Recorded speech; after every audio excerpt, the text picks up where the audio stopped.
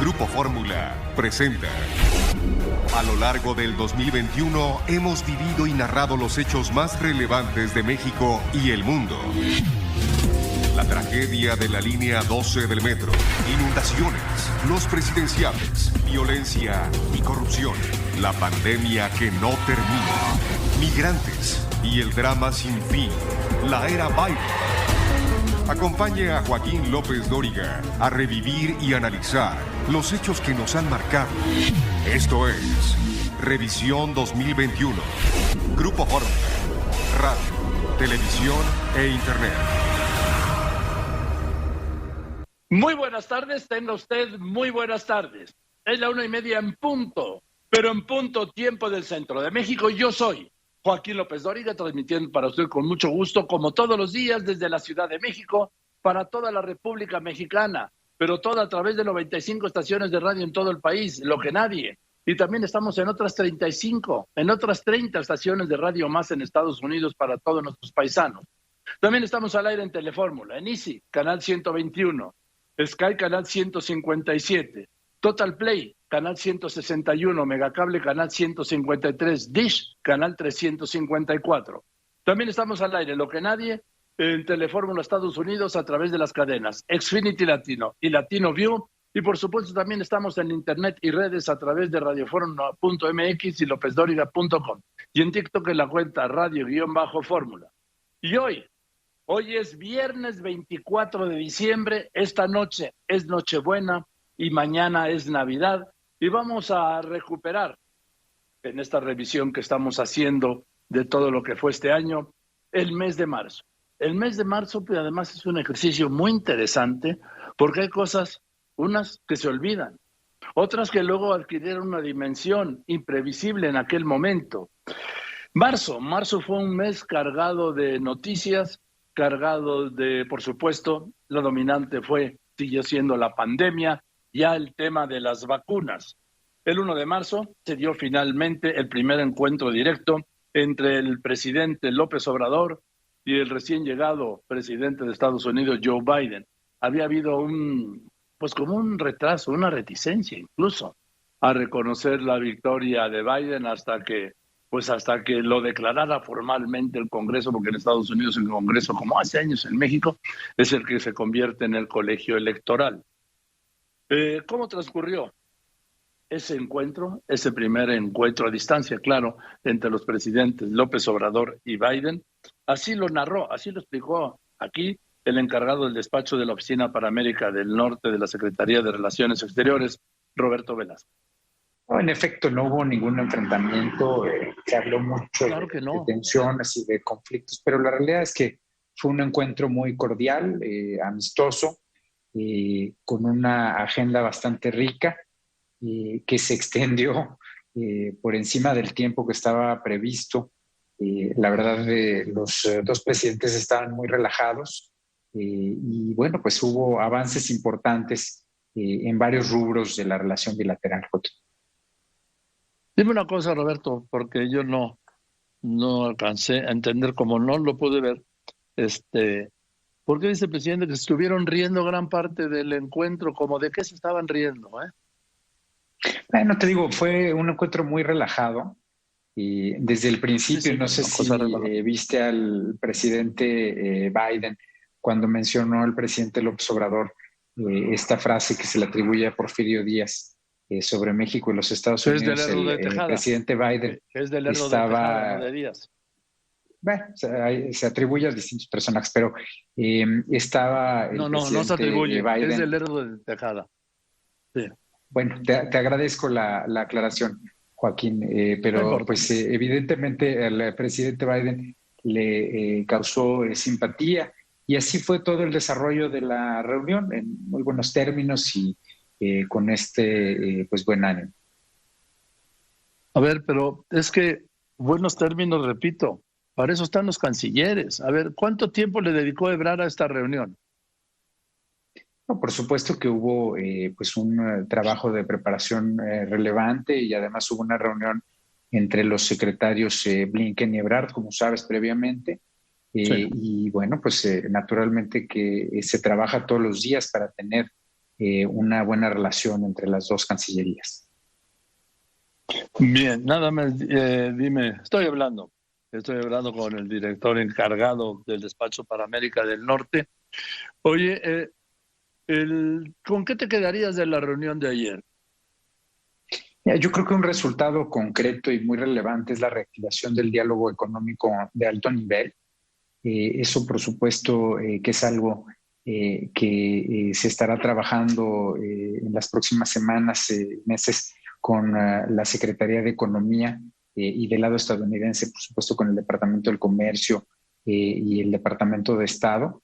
Y esperamos que ahí pues, podamos desarrollar una agenda de competitividad y, por supuesto, de varios temas que son relevantes para las inversiones en ambos países, sobre todo a nivel de la frontera, en el caso de la modernización de puentes, que ha sido una prioridad de esta administración. Y también yo creo que otro punto muy relevante pues es el diálogo que se dio sobre migración y cooperación para el desarrollo. Los presidentes, pues es un tema en el que tienen visiones cercanas y además, por supuesto, pues estamos optimistas con algunas de las decisiones que ha tomado el presidente Biden, particularmente de someter a consideración de su Congreso una reforma migratoria que es importante para nuestros paisanos y paisanas en Estados Unidos. Oye, Roberto Velasco, obviamente que se acordó no poner en la agenda el tema de la reforma eléctrica. Bueno, no fue un tema que saliera en la reunión, en efecto, y tampoco se planteó así cuando se estaba planteando la reunión. Se tocó el tema de cambio climático, se nos hizo una invitación a participar en Glasgow. Es un tema donde nosotros también hemos dicho, pues vemos con optimismo que Estados Unidos regrese al Acuerdo Climático de París. México es el país de Norteamérica que emite la menor cantidad de CO2 y obviamente pues que vemos con optimismo que Estados Unidos regrese a este acuerdo que es importante para todo el planeta. Sí, pero acá tuviste que nos acaban de señalar al lado de China y de la India como uno de los países que más emiten contaminantes en el mundo, México. No, México, como te decía, de Norteamérica es el país que menos emite CO2. Estamos fuera, digamos, de los 10 primeros lugares, de hecho, de países que emiten CO2. Así que, bueno, pues es algo en lo que todo el planeta tenemos que seguir trabajando, por eso hay este acuerdo. Y bueno, pues en México no es la excepción. Apenas la semana pasada el canciller habló sobre la presentación de las metas de México en el marco del Acuerdo de París. Dime una cosa, viste que la vocera de la Casa Blanca, Jen Psaki, volvió a hablar hoy de que el presidente Biden no hizo concesiones en el tema de las vacunas contra COVID durante la reunión de ayer. Esa es una cuestión diplomática y es algo que se ha dicho, pero el presidente Biden no hizo concesiones acerca de esto y se está asegurando de que los norteamericanos se vacunen primero. Entonces tenemos que tener acceso a más dosis para los americanos. Hay entonces estos hechos que tenemos que resolver primero, que es una ratificación de lo que el tuit que subió ayer antes de la reunión, ¿no?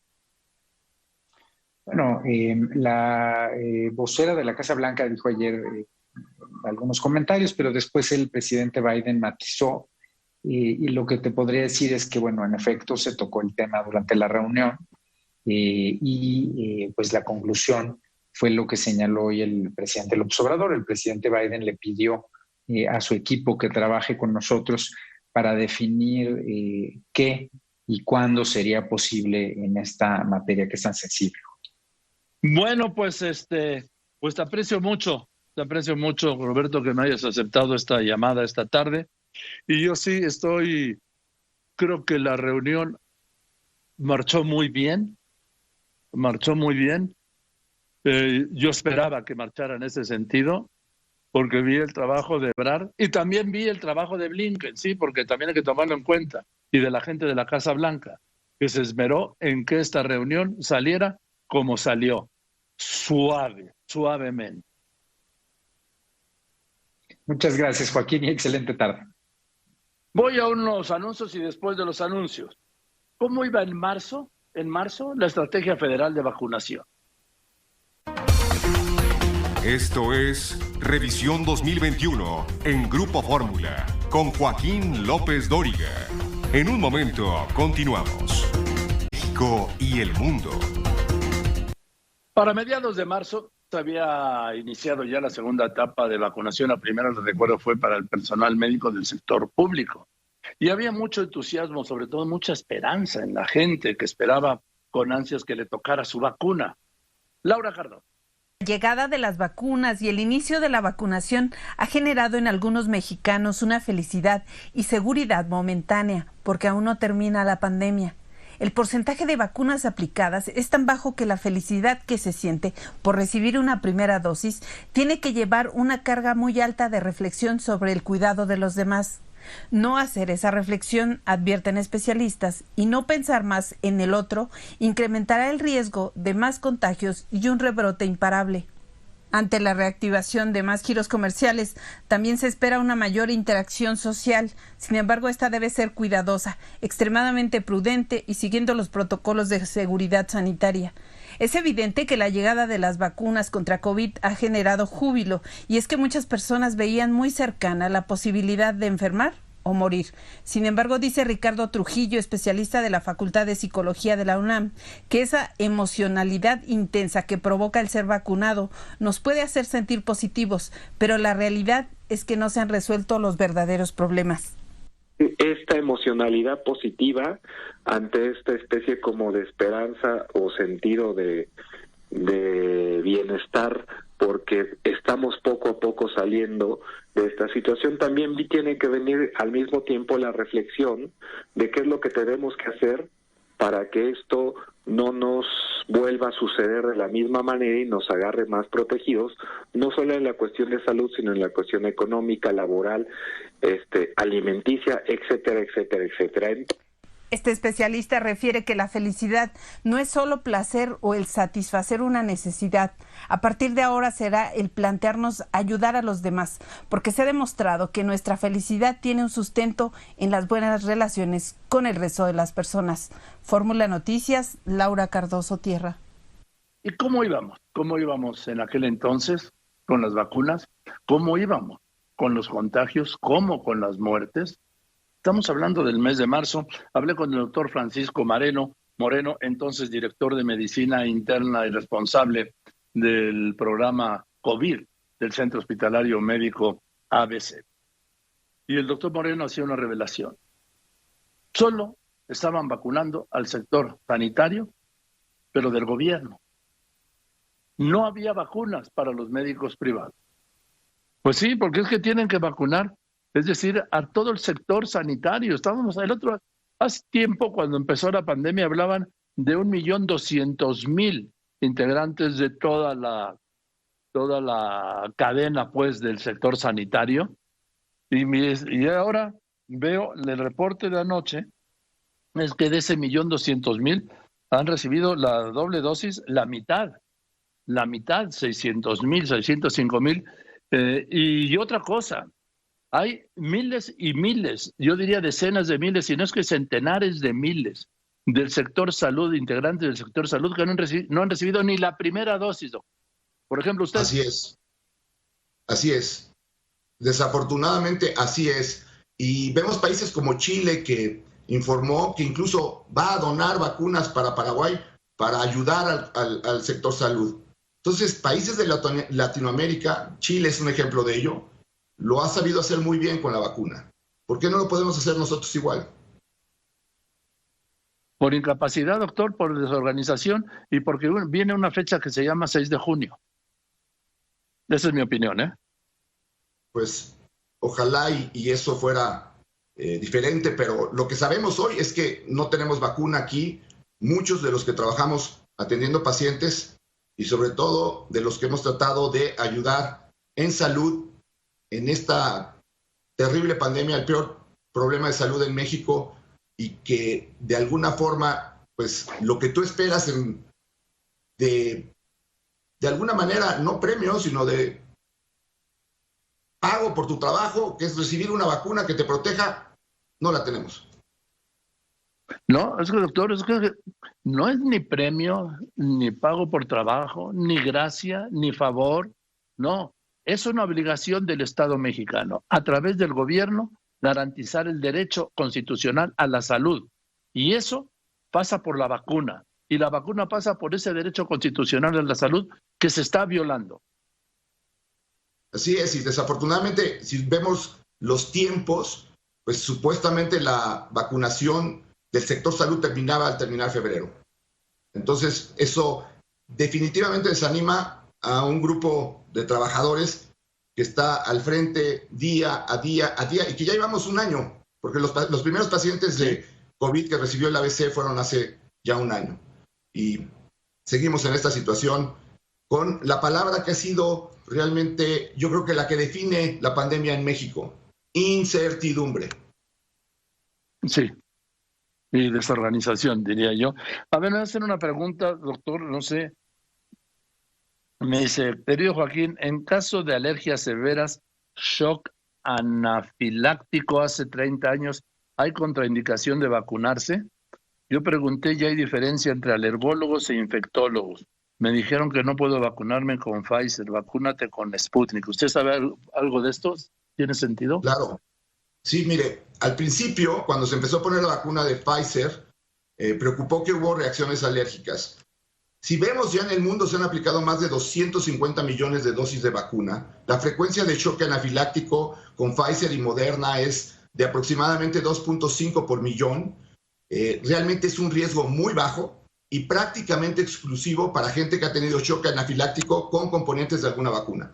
Entonces, muchos tienen alergias a medicamentos, a alimentos, a otras circunstancias. Hay que vacunarse. Lo que puede sacar al mundo de esta pandemia es la vacunación, y los países que lo han entendido lo están haciendo muy bien. Doctor, le mando un abrazo como siempre, con mi cariño, con mi respeto y con mi admiración. Gracias igualmente, y gracias por la invitación en este espacio. No siempre, doctor, usted nos tranquiliza, ¿sí? Y eso en este momento de incertidumbre y de temor, me parece a mí un factor esencial, fundamental. Gracias, doctor Moreno. Gracias. Pero al tiempo que llegaba la esperanza en forma de vacunas, los especialistas empezaban a encontrar las primeras secuelas de quienes habían estado contagiados de COVID. Le recuerdo, era el mes de marzo. Ya iban 13 meses del caso cero, que fue entre el 27 y 28 de febrero del año anterior, de 2020.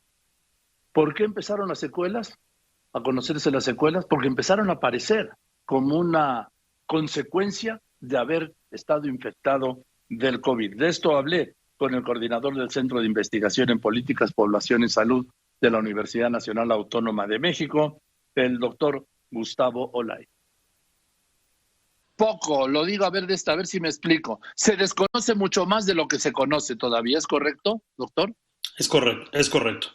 O sea, estamos en este proceso de identificación desde las formas clínicas en que se produce, también toda la parte de secuelas que apenas estamos empezando a entender. Esa parte estamos muy atrasados. Igual nos pasa también con vacunas y otras cosas, ¿no? Pero bueno, creo que para la velocidad que se ha tenido en esa pandemia, no vamos tan mal en cuanto a la información que hemos recopilado y lo que conocemos. Ahora el reto será conocer las secuelas de mediano y largo plazo, que dependerá nada más del tiempo, ¿no? Correcto, es cierto. O sea, sabemos que hay muchísimas. Sabemos que un porcentaje de la población, un porcentaje importante de la población, está teniendo y va a tener secuelas. Entonces, ahora no solamente acabar con el COVID, sino después atender los casos post-COVID, que va a ser un problema relevante. Hay especialistas que me han dicho, doctor Olais Fernández, que los órganos que hay que revisar, básicamente el corazón, pulmones, riñones e incluso cerebro. ¿Coincide usted con esto o es demasiado? Es correcto. ¿O la revisión sería general? No, bueno, primero una revisión general, pero ciertamente son los 4 órganos de choque para el coronavirus y para sus secuelas. Entonces, sí, ahí es donde vamos a tener más problemas. Y algunos muy notables, ¿no? Algunos ya los tenemos. Las restricciones respiratorias, por ejemplo, el efecto que nos deja en los pulmones son cicatrices y eso nos hace perder capacidad respiratoria. Entonces, ya sabemos que hay un grupo importante puede ser hasta el 25% de la población que tenga una restricción pulmonar relevante. Entonces, sí hay algunos órganos que es más fácil identificar, otros, como va a ser el cerebro, va a ser un poquito más difícil de identificar hasta dónde llegan las secuelas del COVID. Pero sabíamos que esto podía pasar. Cualquier virus puede tener este tipo de efecto a largo plazo en nuestra economía. Sí, porque además, obviamente que el mediano plazo hay que esperar que se cumpla y mucho más el largo plazo. Quizá en el mediano plazo se puedan confirmar o desestimar, o en el largo plazo confirmar o desechar algunas de las teorías que hoy se tengan, ¿no? Es correcto, ¿no? O sea, apenas tenemos un año desde los primeros casos. Hemos pasado por muchas etapas, ¿no? De decir, pues no va a durar la inmunidad, ahora sí va a durar, no sabemos qué tanto. Yo creo que dejemos que la evolución y la ciencia nos den los datos que requerimos para saber hasta dónde y qué tenemos que hacer. Después de los anuncios, ¿qué es la niebla mental que llegó entonces? Esto es Revisión 2021 en Grupo Fórmula con Joaquín López Dóriga. En un momento continuamos. Nosotros en la Revisión 2021 con Joaquín López Dóriga. Un alto en la historia de México y el mundo. A mediados de marzo, algunos países europeos como Alemania, Francia, España e Italia suspendieron la aplicación de la vacuna AstraZeneca. ¿Por qué la suspendieron? Porque encontraron los especialistas que en algunas personas que se las había aplicado habían tenido problemas con trombos.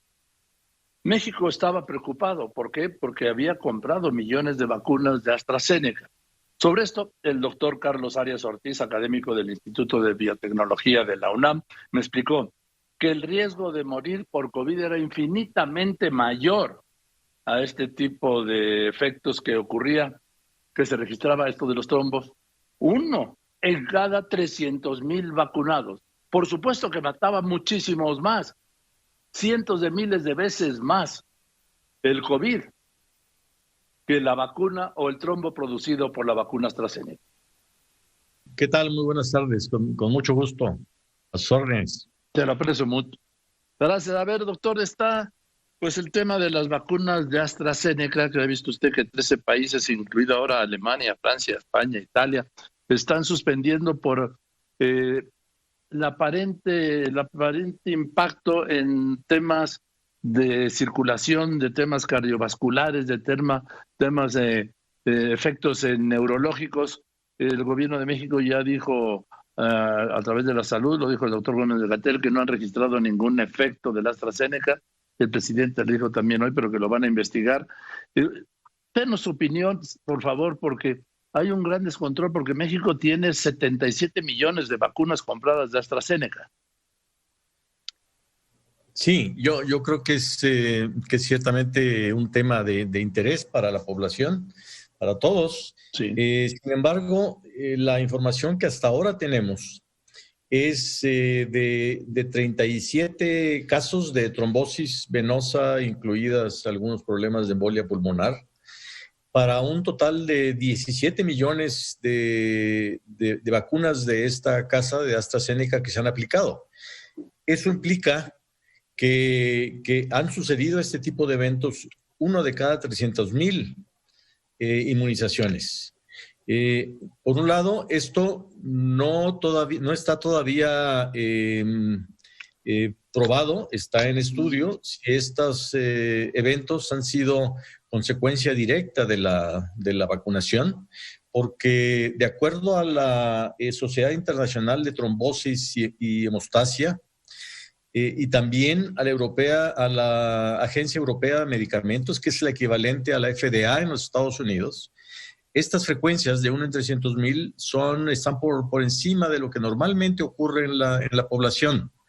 Entonces, esto para empezar, y después pues habrá que ver si realmente estos casos están ligados directamente a la vacuna, están en investigación, pero la conclusión hasta ahora es que el riesgo de tener un evento fatal por infección por COVID es mayor, mucho mayor que este tipo de situaciones. Escuchaba yo hace un momento, tenemos en este momento aproximadamente el 2.2% de mortalidad en todo el mundo, y aún si consideramos que esa letalidad, digamos, se calcula solamente en el caso de las personas que han sido diagnosticadas como positivas para el virus. Si pensamos que hubiera todavía 10 veces más de infecciones que no se hubieran detectado, pues tendríamos una mortalidad del orden de 0.2, 0.1%. Eso implica 1 de cada 1,000, 1 de cada 500 personas. Entonces, claro que el riesgo de infectarse con COVID y tener problemas serios es mucho mayor que este tipo de eventos que, insisto, no se han todavía comprobado que estén ligados directamente. Y por eso es que estas dos agencias, tanto la Sociedad Internacional de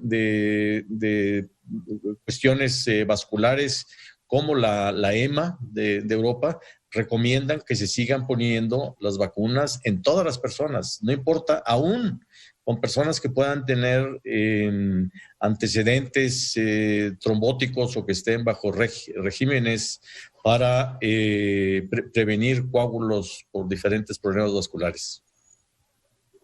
Aunque ya vio, doctor Arias Ortiz del Instituto de Biotecnología de nuestra UNAM, que hay 13 países que la han suspendido, no la han prohibido, han suspendido su aplicación en aras de ver la relación causa-efecto entre estos eventos, 33 o 37 en los Países Bajos, que en realidad, como dice usted, pues es nada. Estamos hablando de más de 2 millones de muertos, ¿sí? En el mundo. Claro. Entonces sería nada, ¿no, doctor? Muy bajo. Estas víctimas, pero... Claro, digo, son muy, muy lamentables, por supuesto. De eso no hay duda, pero regreso a los números. De acuerdo a las cifras oficiales que se difunden, 37 muertes en 17 millones de personas inmunizadas. Eso, de manera gruesa, es uno de cada 300,000 personas. De un evento que todavía no está claro que esté ligado a la vacunación. Mientras que la mortalidad, si somos todavía abiertos a considerar todas aquellas infecciones asintomáticas, etcétera, tendríamos una muerte por cada 1,000 personas infectadas con COVID. Entonces, la diferencia es de 300 veces.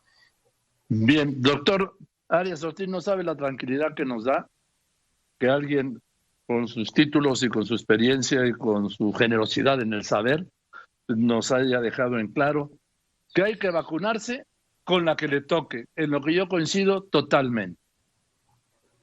De acuerdo, totalmente, sí. Pues le abrazo con afecto y con respeto, doctor. Muchas gracias, estoy muy generoso. Igualmente, un saludo cordial para usted y toda la audiencia. Y se presentaban, obviamente, con el correr del tiempo, le decía, 13 meses entre los primeros infectados del año pasado, de 2020, pues algunas secuelas como lo que los especialistas llaman la niebla mental y la falta de concentración. Las secuelas que deja el COVID pueden ser a largo plazo. Entre estas destaca la dificultad o falta de concentración conocida como niebla mental o niebla por COVID. La Organización Mundial de la Salud ha calificado a estas secuelas como COVID largo y que se manifiesta con problemas neurológicos, cardíacos y respiratorios. Si bien algunas personas que se contagian de COVID superan la enfermedad en días, hay quienes al pasar el cuadro agudo quedan con secuelas. Luis Menchueiro es psiquiatra y explica que quienes tienen niebla por COVID presentan agotamiento general, pero sobre todo síntomas que comprometen el sistema cognitivo. Se sabe que la niebla por COVID se manifiesta con la pérdida de memoria, mareos, dolor de cabeza, desorientación y confusión frecuente. Además de los problemas neurológicos, también se agrega el cansancio extremo o fatiga, dificultad para respirar, dolor u opresión en el pecho, dificultad para dormir, palpitaciones en el corazón y dolor en articulaciones. Sobre todo aquellos pacientes que ya sufrieron de infección por COVID-19 y se recuperaron de la infección, pero reportan durante varios meses esos síntomas de agotamiento general. Y conforme pasan 3 o 4 meses, esos síntomas parecen desaparecer y entonces la persona regresa a su vida normal. Sin embargo, especialistas destacan que aún falta conocer más del impacto que tendrá este padecimiento en la salud. Y es que a un año, en Italia, el 87% de los pacientes que tuvieron COVID reportan tener 1 o 2 síntomas y solo más del 12% quedó libre de síntomas. Un informe de la Clínica Mayo recomienda a los especialistas a vigilar cómo funcionan los órganos de quienes tuvieron COVID. Siga con nosotros en la revisión 2021 con Joaquín López Dóriga. Un alto en la historia de México y el mundo. Sobre la insistencia del presidente de regresar a clases, porque desde un principio el combate a la pandemia se amarró a eficacia de gobierno. Entonces, había 2 realidades. En realidad había una. El discurso oficial y la realidad. Sobre esto hablé con Gonis Borbolla, vocera del movimiento Abre tu Escuela. Me comentó que los niños sí podían regresar a clases presenciales, pero bajo estrictas medidas sanitarias. Pidió respetar el derecho de los menores a volver a clases, a la educación, que dijo que no estaba peleado, ni con la vida, ni con la salud. Yo soy de los que opinan que las escuelas deben seguir cerradas mientras haya contagios, muertes y no estemos en semáforo verde y sin contagios. Pero obviamente esto no va a ser un debate, va a ser una entrevista, porque tú, Gonis, y ustedes, los de Abre tu Escuela, están a favor de que se abran las escuelas, que los niños regresen a clases.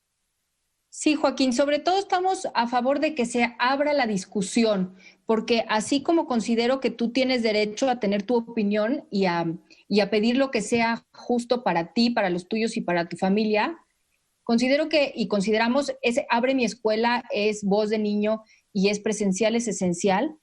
Consideramos que hay muchas realidades diferentes en México y todas tienen el derecho a ser atendidas en sus necesidades. Y en este caso, la no revisión de una decisión que se tomó hace un año, con la información de hace un año, nos tiene hoy en un lugar en el que personas como tú siguen pensando que no se pueden abrir las escuelas de manera responsable en este momento, cuando hay información suficientísima y en muchísimos lugares y a nuestro alcance que indican lo contrario. Bueno, cuando hablas de personas como tú, ¿cómo lo debo interpretar, Gonis? Pues personas con un conocimiento de la vida tan profundo y de la información y de las cosas. Un mexicano tan comprometido que yo, honestamente, Joaquín, me encantaría pensar que te puedo convencer para que te pases del lado de los que sí considera que podemos abrir las escuelas de manera responsable, sin afectar y sin sumar a la pandemia. A ver, Gonis, yo creo que una de las mejores medidas que tomó el gobierno hace un año fue suspender las clases, porque si no, lo que estamos viendo hoy de contagio sería nada en contra de lo que tendríamos. ¿Por qué? Pues porque sin pandemias, las escuelas son un centro de infección. En cuanto empiezan las clases, en todas las casas hay contagios de gripe, de este virus, de lo otro. ¿Por qué? Porque en los colegios, entre los niños, es un centro de muchas veces de contagios, ¿sí? Seguro que sí. La medida tomada en su momento fue no solo necesaria, sino, como dices, nos puso a salvo a todos. Lo que pasa es que lo que se sabía del COVID cuando se tomó la medida no es lo que se sabe hoy del COVID. Y aunque bien dices tú que son centros donde se dan los contagios, las escuelas, también se pueden establecer medidas de prevención que evitan esos contagios. Y, ¿sabes? Hay ya a nivel mundial, y no solo mundial, sino nacional, muchos ejemplos de cómo se puede hacer esa prevención de manera efectiva. A ver, entonces, dime cómo. Dime. Dime cómo. Pues bueno, son diferentes medidas, pero por ejemplo, el distanciamiento social, que lo conocemos todos y lo usamos para mantenernos seguros a nosotros mismos cuando tenemos que seguir adelante con nuestra vida.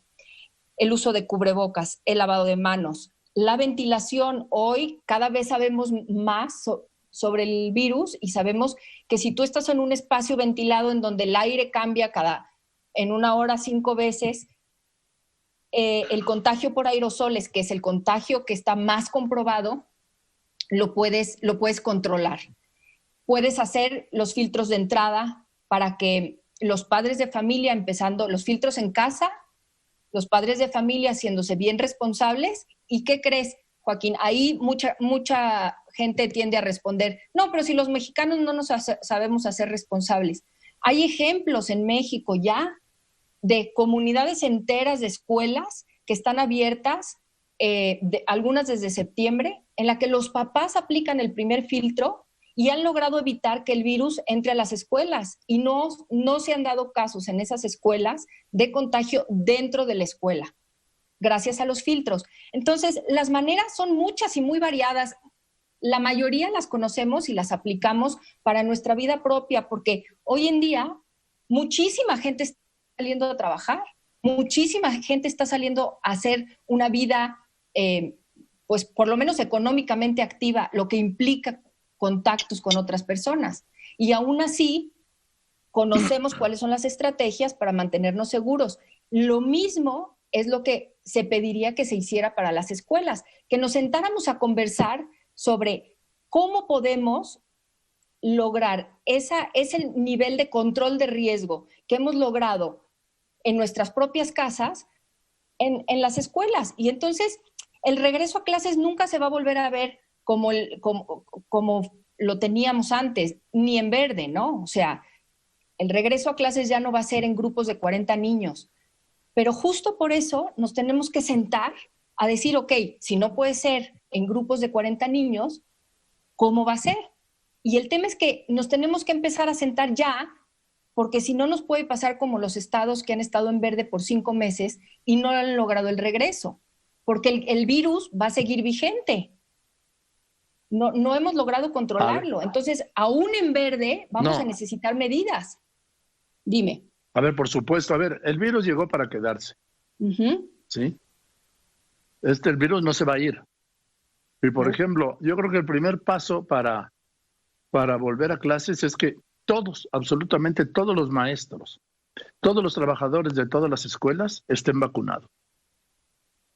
Ese sería, Joaquín, un ideal, un propósito de sueño que a mí me encantaría pensar que en nuestro país pudiera suceder.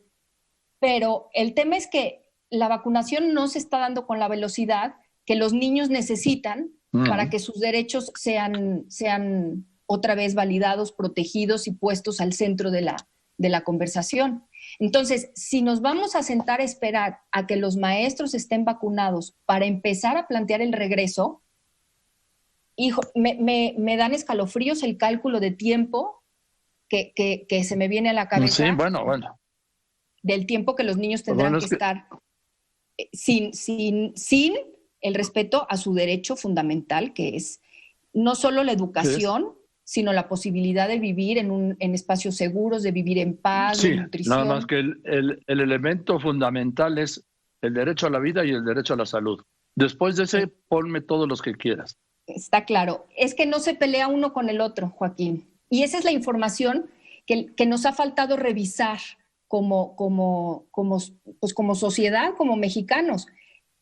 En esta terrible pandemia, pues quizá los niños han sido los más afectados.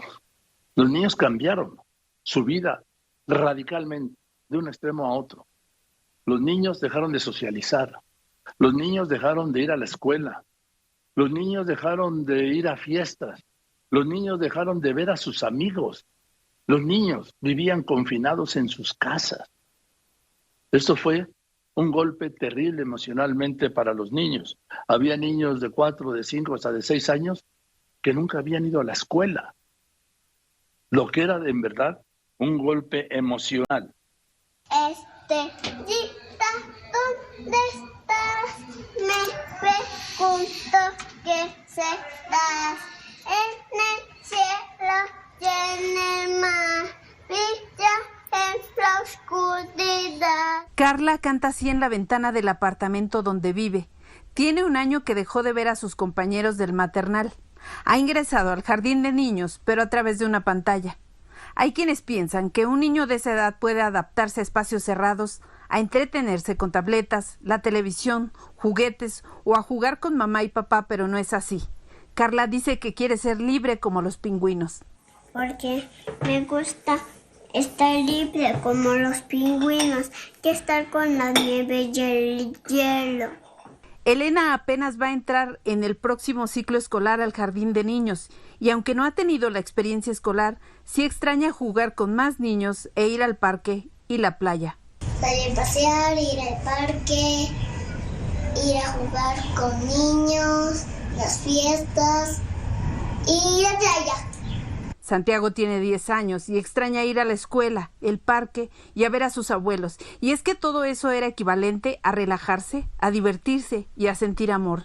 Dice que los días de pandemia han sido muy duros. Pero lo que más me gusta es pasar tiempo en familia. Y estos años de pandemia han sido muy difíciles. Cristóbal ha entrado a la adolescencia y lo primero que quiere es que se acabe la pandemia porque su vida cambió por completo. Extraña los recreos porque en esos momentos convivía con otros niños. Ahora no ve a nadie. Quiere que cambie el método de aprendizaje. La cosa que más quiero es que cambien el método escolar, pues verme a mis compañeros, jugar fútbol. Alonso cursa el último grado de la primaria y ya imagina un mundo mejor después de que acabe la pandemia. Imagina un mundo más cordial. Me gustaría es que todos valoráramos, seamos cordiales, ayudarnos unos a otros y no solo pensar por nosotros.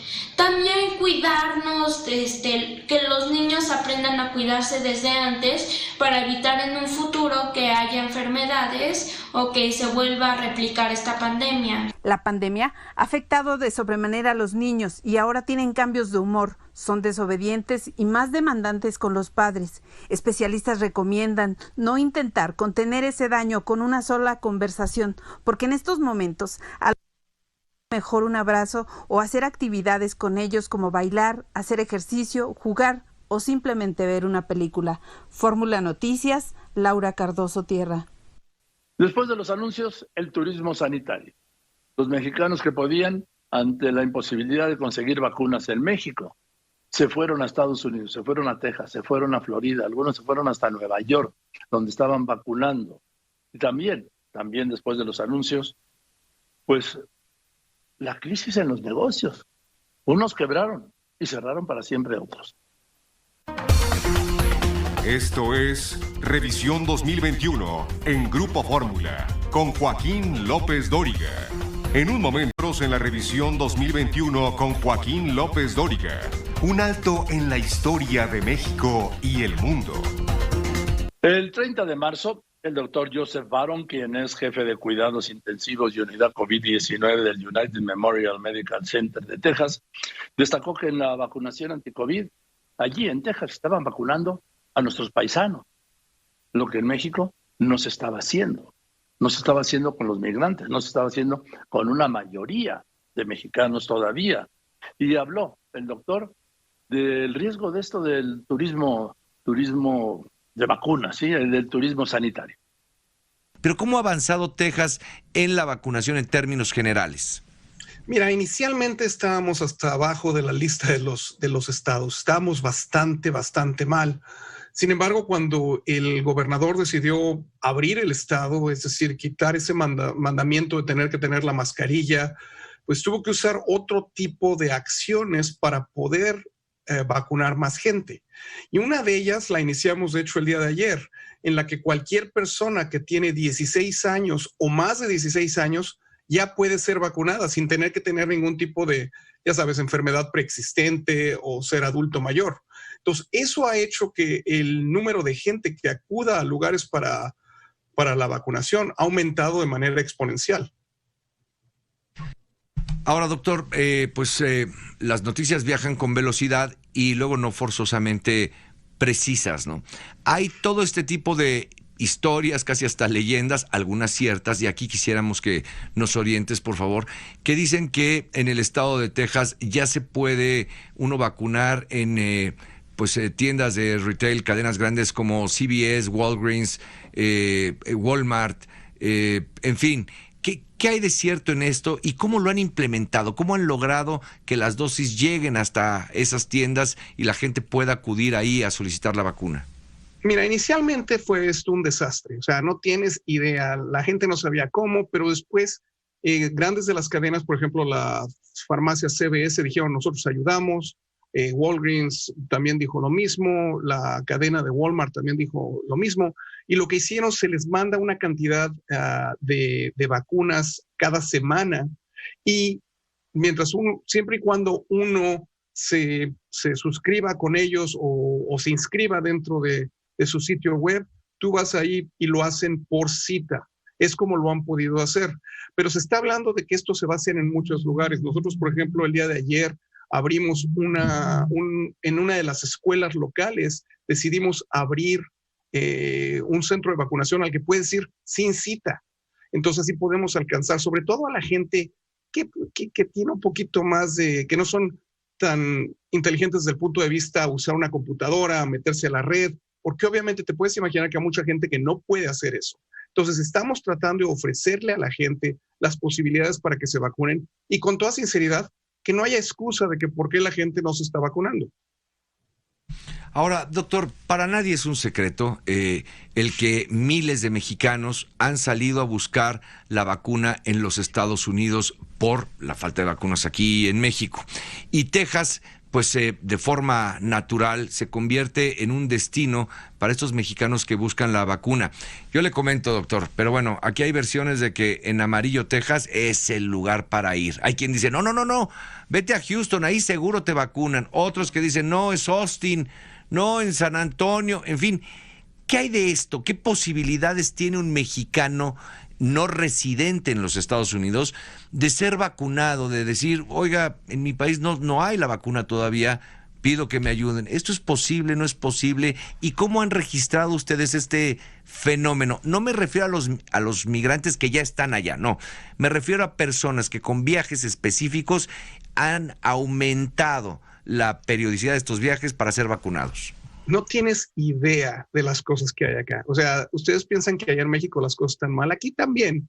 Aquí hay charters de aviones que vienen con gente a vacunarse aquí. Las mismas, como dirías en México, ¿no? Tranzas que hay allá, también las hay aquí. Hay un lugar en Texas que en un pueblito que tú llegas, les das $2,000, te dan tu vacuna, no preguntes de dónde salió la vacuna ni qué vacuna les están dando, ¿verdad? Pero sí se puede. Y una de las cosas, por lo menos en la forma en la que yo veo, yo creo que todo el mundo se tiene que vacunar, independientemente de dónde vengas. Claro que obviamente esta gente que está viniendo para este turismo de vacunas, pues está utilizando los fondos de los Estados Unidos, ¿no? Pero hay gente que hay mucha cosa chueca que se está haciendo en todos lados, incluso centros hospitalarios grandes. Inicialmente empezaron a mandarles mensajes a sus pacientes que les pagaban en efectivo para avisarles que estaban ofreciendo vacunas. Y acuérdate que la vacuna en los Estados Unidos es completamente gratis, no te pueden cobrar nada, pero hay gente que lo está haciendo. Igual que en México, sí.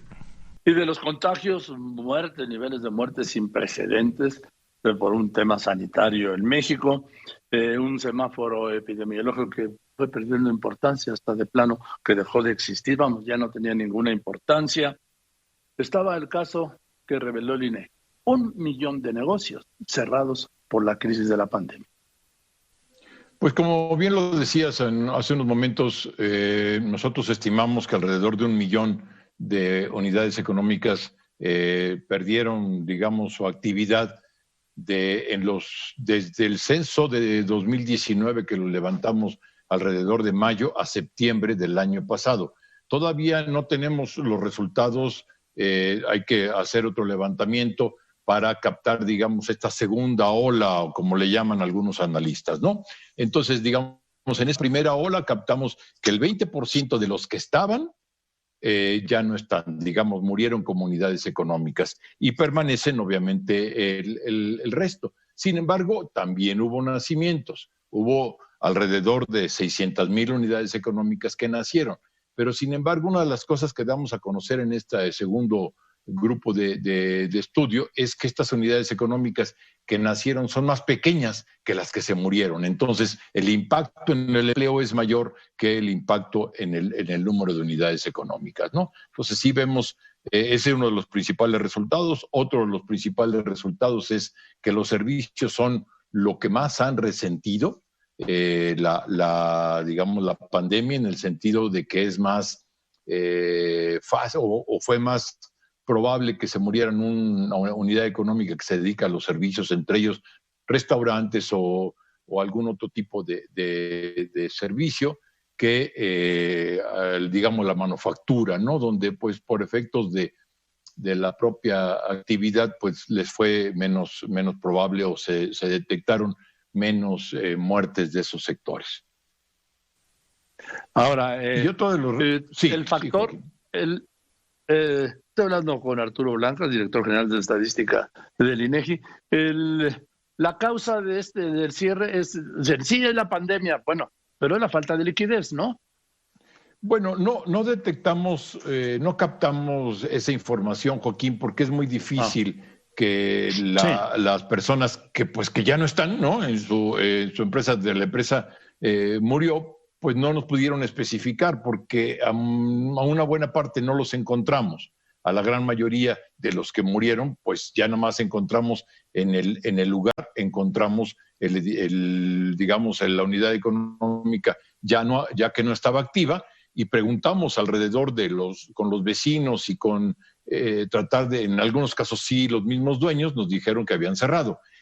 Suponemos que sí hay, pues, todo un problema de cuestiones de liquidez, y un tema, como bien lo sabemos, fue un problema de oferta y de demanda en esta crisis, ¿no? Por un lado, oferta, porque pues no puedes estar produciendo si no tienes los insumos o no tienes el personal ocupado, en fin. Y por un lado, la demanda, porque también hubo, al momento del cierre el año pasado, pues hubo pues falta de demanda a esas unidades económicas. No se podía salir. Después, poco a poco, se ha ido disminuyendo esa situación, y ahora en principios de enero, pues también los semáforos nos hablaban de que pues, poca gente iba a restaurantes, a diferentes servicios, a cines, en fin, ¿no? Cosas que estaban incluso, pues, algunas pues cerradas por ley, ¿no? O por decisiones de los gobiernos, tanto estatales como federales o municipales. Entonces, ahora, no sabemos bien las causas, pero sí pensamos que la falta, digamos, de adaptación también de las unidades económicas fue una de las causas que seguramente están ahí inmersas, porque pues en muchos casos no se pudieron adaptar en el sentido de cómo cambiar la forma de entregar sus productos o la forma de cómo hacer las ventas más accesibles a los demandantes de ese tipo de mercancías o de servicios. Bien, entonces, esto, no se tengan el cálculo, ¿sí? Arturo Blancas, director general de Estadísticas del INEGI, ¿esto nos llevará cuánto tiempo recuperar, si es que se puede hacer alguna proyección?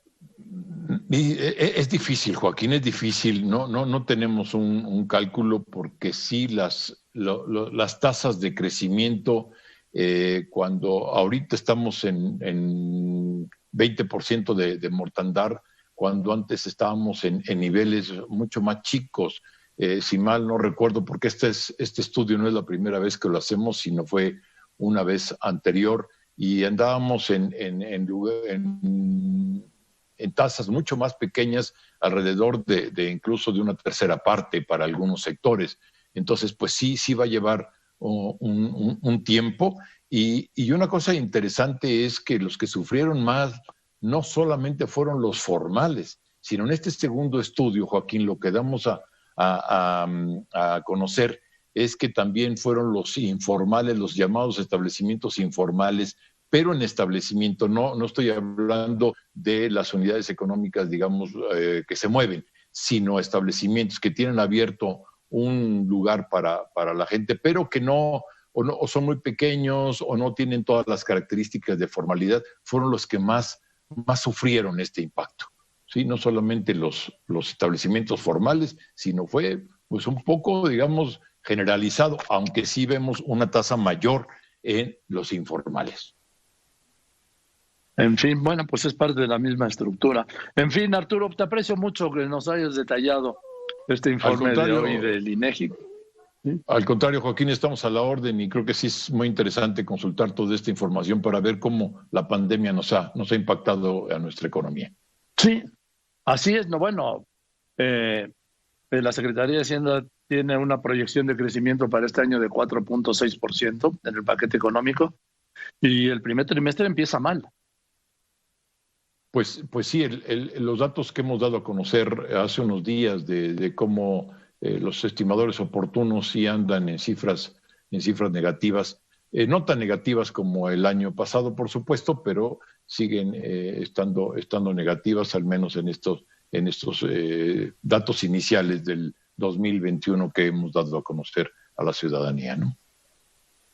Así es lo que complica alcanzar ese 4.6% de crecimiento, puesto que tendría que crecerse mucho más segundo, tercero y cuarto trimestre para efectivamente revertir la caída, el negativo del primero. Efectivamente, Joaquín, tú sabes bien que este tipo de mediciones son parciales, pero a final de cuentas se van agrupando para dar a conocer los datos de todo un periodo, en este caso anual, ¿no? Venga, pues muchas gracias, Arturo, te abrazo con afecto. Igualmente, aquí que estés muy bien, buena tarde. Igualmente, que estés muy bien, Arturo Blancas, director general de estadísticas del INEGI. Después de los anuncios, porque no todo era pandemia, o era pandemia y eran otras muchas cosas más, el disparo de los feminicidios, terrible. Esto es Revisión 2021 en Grupo Fórmula, con Joaquín López Dóriga.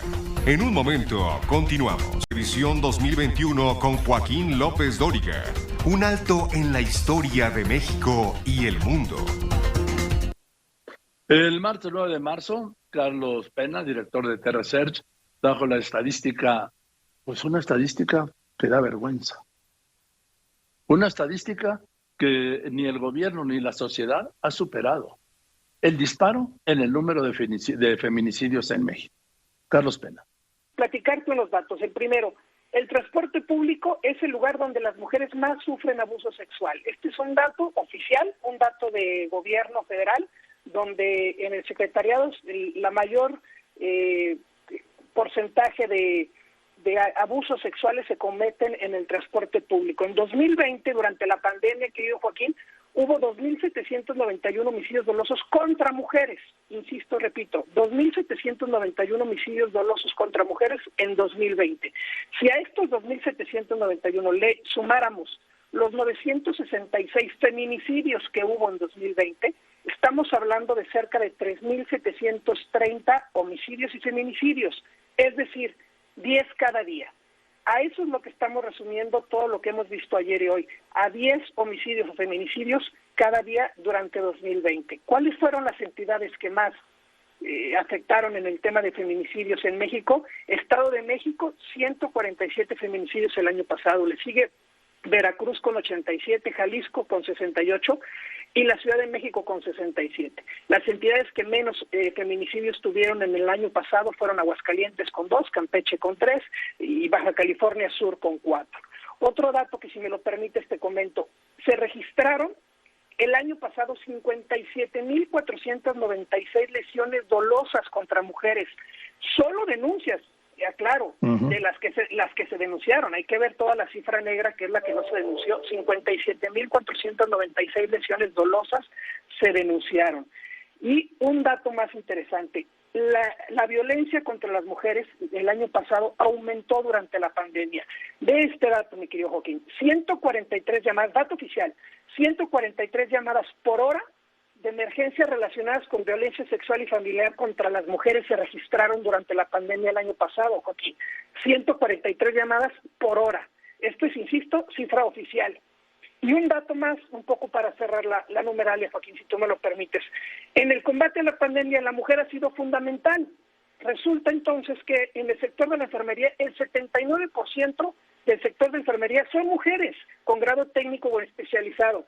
Entonces cuando son las que más violencia sexual y agresiones sufren, son las que más están trabajando, unas de las que más están trabajando por combatir la pandemia en estos momentos en México, mi querido Joaquín. A ver, Carlos, entonces estamos hablando de 10 mujeres asesinadas al día. No, entre homicidios y feminicidios, en el año pasado se cometieron 10 homicidios o feminicidios por día. Por eso. 3.730, así es, 10 por día. Yo le llamo asesinadas, sí, porque ahí abarco feminicidios y homicidios dolosos en contra de ellas, ¿no? Perfecto, sí, exactamente. 10 asesinatos cada día a alguna mujer el año pasado en México. Bien. En el tema de las lesiones dolosas contra mujeres, estoy viendo el dato que estás dando, bueno, el dato oficial, de 57.496 mujeres víctimas de lesiones dolosas, pero es lo que tú dices. Estas son las que han denunciado que hay una relación de 1 a 8 entre mujeres lesionadas y mujeres que han denunciado esas lesiones. Sí, estamos hablando más de 400,000 en esa, más o menos en esa relación, pues entre la cifra que se denuncia y la cifra negra, arriba de 400,000 aproximadamente, insisto, casi 60,000 denuncias de lesiones dolosas contra mujeres, más todas las que nos denunciaron el año pasado, solo el año pasado, que además incrementó mucho la violencia contra las mujeres por la pandemia. Pues podemos asumirlo al entorno que estuvieron más encerrados más tiempo en casa y eso generó más problemas. Y este feminicidio fue terrible. Fue en Tulum, Quintana Roo. 4 policías asesinaron a una migrante, una mujer salvadoreña. La sometieron salvajemente hasta asfixiarla. Terrible. Y aquí se reúnen 2 elementos terribles: los feminicidios y la vulnerabilidad, fragilidad de los migrantes, sobre todo de las mujeres y de los niños. Aquí hablé con el fiscal general de Quintana Roo, Óscar Montes de Oca, informó que los policías habían sido ya detenidos por este brutal feminicidio. Bueno, el hecho se origina con motivo de un incidente que ocurre al interior de una tienda de conveniencia, con la ahora víctima contra los empleados y contra los asistentes a esa tienda de conveniencia. Los empleados reportan el hecho al teléfono de emergencia, al 911, y acuden los policías, encuentran ya a la víctima a la salida de la tienda, y se genera una resistencia por parte de la ahora víctima, y los policías, pues de manera inadecuada, aplican técnicas de control corporal que finalmente provoca la muerte de la víctima. Ahora, pues se entiende que a veces la autoridad tenga que aplicar el uso de la fuerza cuando la persona en cuestión no acceda o no obedezca las órdenes de detención y lamentablemente tienen que ir a más. Lo que ocurrió después, bueno, pues es indeseable en todo momento, pero sí, digamos, la mujer llegó a representar una amenaza. Pues no lo vemos así. La ventaja numérica de los elementos de la policía, y debemos recordar que el uso de la fuerza debe de obedecer a varios principios, entre ellos el de proporcionalidad, que es el nivel de fuerza utilizado debe ser acorde con el nivel de resistencia ofrecido por el agresor. En este caso no había ninguna razón para aplicar esta técnica de sometimiento que representa un riesgo y que, como vemos, pues causó la muerte a la ahora víctima. Ahora, cuéntenos, por favor, fiscal, estoy platicando con el fiscal general del estado de Quintana Roo. Señor fiscal, cuéntenos, por favor, qué es lo que ha procedido. Entiendo que ya se dio la detención de estos 4 elementos. Sí, los elementos, se cumplió una orden de aprehensión el día de hoy en la mañana. Ya fueron trasladados al centro de detención. Estamos en espera de que el juez de control nos señale la hora para formular la imputación y entrar al debate respecto a la vinculación o no a proceso de estas personas por el delito de feminicidio. Vamos a ir a los anuncios y después de los anuncios, el frustrado caso del desafuero del gobernador panista de Tamaulipas, Francisco García Cabeza de Vaca, que fue desaforado por la Cámara de Diputados. Sin embargo, sigue siendo gobernador y lo será hasta que termine su mandato el año que viene. Continúa. Esto es Revisión 2021 en Grupo Fórmula, con Joaquín López. Nosotros en la Revisión 2021 con Joaquín López Dóriga. Un alto en la historia de México y el mundo. En lo político, el tema era el desafuero del gobernador de Tamaulipas, le decía Francisco García Cabeza de Vaca. El titular de la Unidad de Inteligencia Financiera, Santiago Nieto, el doctor Santiago Nieto, explicaba y exponía las pruebas para solicitar su desafuero ante la Cámara de Diputados, por parte de la Cámara de Diputados del Congreso de la Unión, para poder ser entonces procesado por una serie de delitos. El gobernador, al que siempre se refirió como Francisco N., realizó de 2013 a 2019 una serie de movimientos y recursos no declarados ante el SAT, que será la autoridad competente para decidir su situación tributaria. En una de las primeras láminas que mostró el titular de la Unidad de Inteligencia Financiera, registra como ingresos anuales del gobernador 23 millones de pesos, ingresos no declarados 10 millones, haciendo un total de 34 millones de pesos. Citando como fuente el registro público de la propiedad, denuncia la UIF bienes que no corresponden a sus ingresos, como la adquisición de un departamento en Bosques de Santa Fe por 42 millones de pesos que está a su nombre, departamento que dijo Santiago Nieto pudo haber sido adquirido con recursos de procedencia ilícita.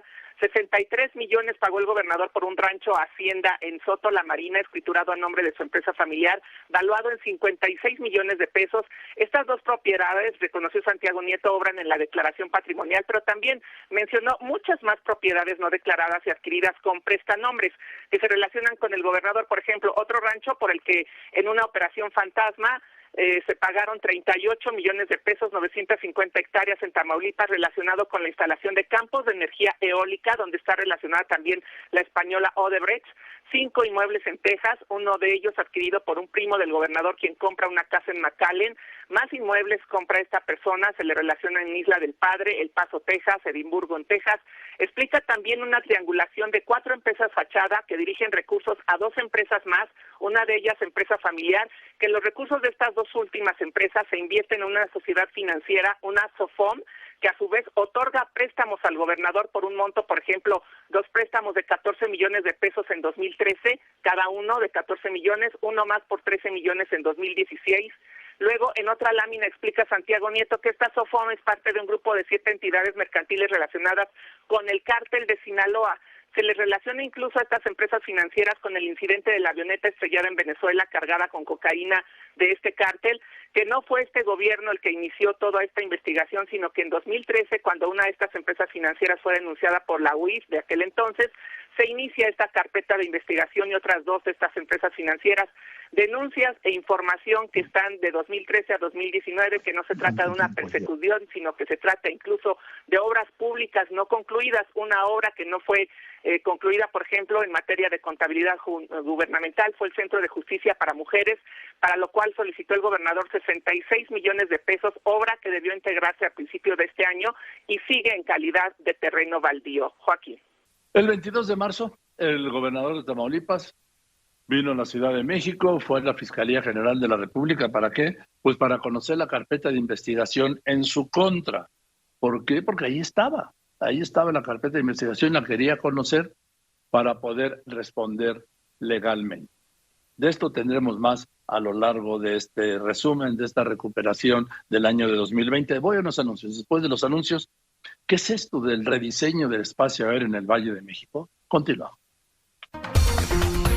Esto es Revisión 2021 en Grupo Fórmula con Joaquín López Dóriga. En un momento continuamos. Siga con nosotros en la Revisión 2021 con Joaquín López Dóriga. Un alto en la historia de México y el mundo.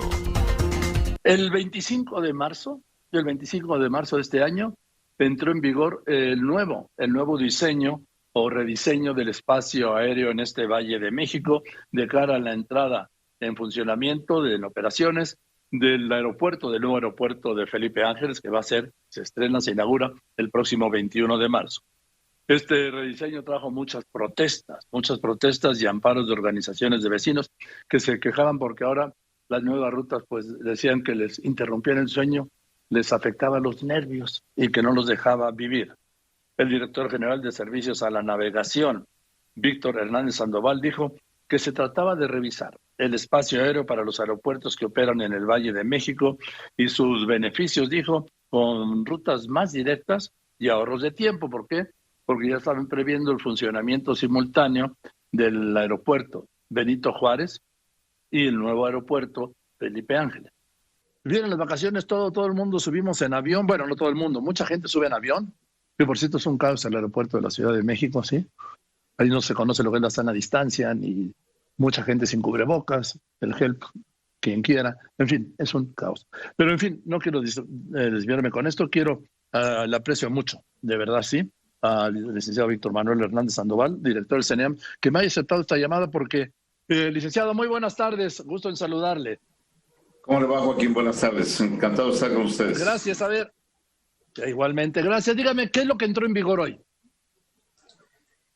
Hoy entró en vigor una revisión del espacio aéreo para todos los aeropuertos que están actualmente operando aquí en el Valle de México, que tiene décadas operando: México, Toluca, Cuernavaca y Puebla.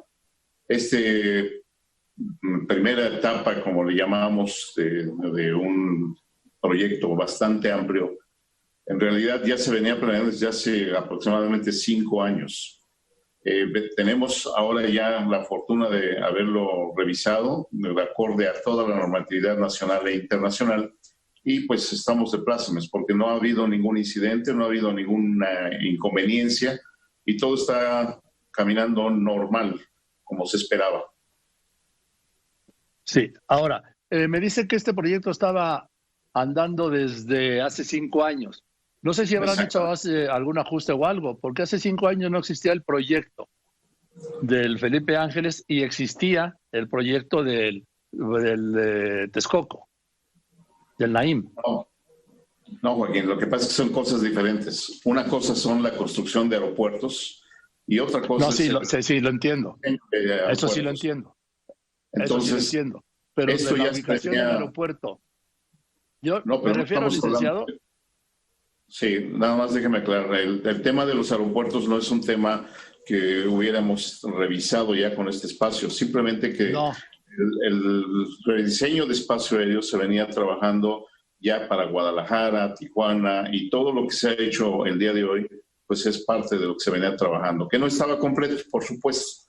Tal como lo dice, había cosas que no estaban consideradas, y pues ahora ya con lo que tenemos de lo que existe actualmente, pues ya lo podemos hacer. Sí, yo lo entiendo esto, que bueno que me lo explica, pero lo que le quiero decir es que yo no hablo de construcción de aeropuertos. Yo le hablo de que entonces se estaba haciendo uno en Texcoco y ahora ese ya no se va a hacer, y se está haciendo el de Felipe Ángeles en Santa Lucía. Es decir, hay un cambio de ubicación. Entonces tuvieron que reajustar, supongo, este rediseño de Texcoco a Santa Lucía, independientemente de que haya un aeropuerto, por el rumbo. Es correcto. Lo que ya el proyecto en sí, ya completo, como se había estado trabajando, viene desde diciembre de 2018, ya con los elementos que nos dieron a conocer. Entonces, este es el proyecto final y está caminando sin ningún problema a la fecha. ¿Y qué es lo que van a cambiar? ¿Las rutas de entrada, de salida? Explíquenos, ¿sí? Claro, con mucho gusto. Todos los aeropuertos, para poder operar, tienen rutas de llegada y de salida. Esas rutas finalmente era necesario cambiar. ¿Por qué se cambia? ¿Por qué se hace un rediseño? Porque año con año todas las aerolíneas y los operadores aéreos normalmente hacen una revisión de sus itinerarios y hacen programación por temporadas. Con el paso de los años, esos cambios se van acumulando y es lógico que pues, tenemos que llevar a cabo una revisión del espacio aéreo en función de esa demanda que están presentando todos los operadores aéreos. La última revisión que se hizo aquí en el Valle de México fue en el 2008. Anteriormente fue en 1993. Como se habían hecho nada más parcialmente, bueno, pues ahora nos tocaba hacer ya un rediseño que normalmente se lleva aproximadamente entre 8 y 10 años. Tenemos 13 años de la última revisión y pues ya era muy necesario llevar a cabo este rediseño. Ese es el principio básico de por qué se hace el rediseño. Y ahora lo que estamos haciendo es implementar técnicas innovadoras digitales y satelitales para poder dar cabida a la aviación actual y la aviación que se presentará en el futuro.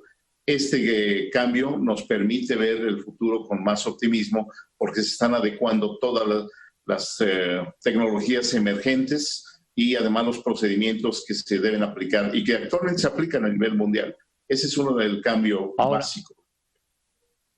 Esto es fundamental, digo, las compañías nacionales, pero también las internacionales, ¿sí? Porque, por ejemplo, yo no sé, porque al aeropuerto de Cancún llegan más vuelos internacionales, muchos más que a la Ciudad de México. Correcto. Y el de la Ciudad de México, pues llegan muy pocos, vamos. De los conocidos son los vuelos transatlánticos de Europa y vuelos de Estados Unidos, de Centro y Sudamérica. Sí, es correcto. Estas compañías va acorde a lo que yo acabo de mencionar. Las compañías hacen su programación de itinerarios y poco a poco, año con año, va cambiando. Y actualmente, pues, hace unos años, Cancún todavía estaba bajo de algunos vuelos internacionales, pero ahora Cancún es realmente el centro turístico de preferencia en México. Bien, entonces esto a quienes alguna vez viajamos, porque ahora son otros tiempos, en avión, ¿qué significa?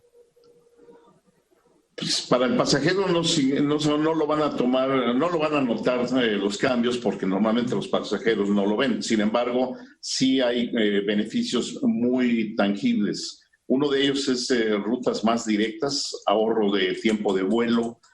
Por supuesto, esto trae economías para los usuarios, menor gasto de combustible, menor emisión de gases contaminantes y el impacto viene sumándose a otras áreas. Por ejemplo, el uso de tecnologías digitales, el uso de mejores programaciones para los aeropuertos, etcétera. Es un impacto que viene a generar varios beneficios en toda la industria aérea, porque se pone más orden, se utiliza las tecnologías de última generación y así poco a poco los vamos adecuando a las necesidades del futuro. Por último, licenciado Víctor Manuel Hernández Sandoval, director del CENEAM, ¿no es cierto aquello que me dijo el ahora subsecretario y entonces consejero de Santa Lucía, pues bueno, del Felipe Ángeles, que los aviones se repelen, ¿verdad? ¿De acuerdo? Yo creo que ahí se ha malinterpretado el tema, porque sí hay un equipo que se llama TICAS, cualquiera que esté en la aviación lo conoce, y no es que se repelan, simplemente que los aviones dialogan entre sí con ese equipo y se transmiten información para evitar colisiones. Se llama TICAS, en inglés es Traffic Collision Advisory System, y eso lo conoce cualquiera. Nada más que a lo mejor el lenguaje no fue lo más afortunado, pero sí existe un equipo que permite que dialoguen las aeronaves. Bueno, pues eso sí ya es como de ficción, ¿no? Pues yo lo aprecio mucho, el licenciado Víctor Manuel Hernández Sandoval, director general de CENEAM, que nos haya aceptado. ¿Cuándo estará listo nada más dígame esto, el rediseño total del espacio aéreo mexicano? Lo estamos haciendo por etapas. Actualmente las necesidades requerían que fuera aquí en el Valle de México, la primera etapa. La segunda etapa viene cuando venga ya en operación el aeropuerto Felipe Ángeles, que será el 21 de marzo del próximo año, pero no termina ahí. En realidad, el rediseño, la revisión de todo el espacio aéreo abarca el área de la península de Yucatán, la península de Baja California, la costa oeste con Mazatlán, Hermosillo. En fin, es un trabajo que nos va a llevar todavía varios meses, años, pero estamos decididos a revisarlo para poder ofrecer beneficios a toda la industria aérea y, por supuesto, fuentes de trabajo, mejores salarios quizá y, por supuesto, beneficios que sean tangibles para el pueblo de México en turismo, en creación de zonas económicas, etcétera, etcétera. Hay mucho más que tendremos que ir midiendo poco a poco y que daremos a conocer en su oportunidad conforme se vayan implementando cada una de esas mejoras. Gracias, Víctor Manuel. Le mando un saludo. Salud igual, muchas gracias por el tiempo. Al contrario, gracias a usted por su información, el licenciado Víctor Hernández Sandoval, director general del CENEAM. Le digo, el presidente ha ratificado y la secretario de la Defensa también, que el aeropuerto Felipe Ángeles será inaugurado por el presidente de la República el próximo 21 de marzo. Estamos hablando de enero, febrero y marzo. Dentro de menos de 3 meses, hoy es 24 de diciembre. Bien, eso es todo. Muchas gracias. Buenas tardes. Yo soy Joaquín López Dóriga y como siempre le agradezco a usted que me escriba, que me llame, pero sobre todo y en especial le agradezco, usted lo sabe y además lo sabe muy bien, que me escuche y ahora que me vea y que me siga en la red. Gracias pues por eso. Buenas tardes. Nos vemos mañana a las 3 de la tarde, sábado y domingo a las 3 de la tarde. Le deseo que tenga esta noche una gran Nochebuena y mañana un gran día de Navidad. Gracias. Buenas tardes.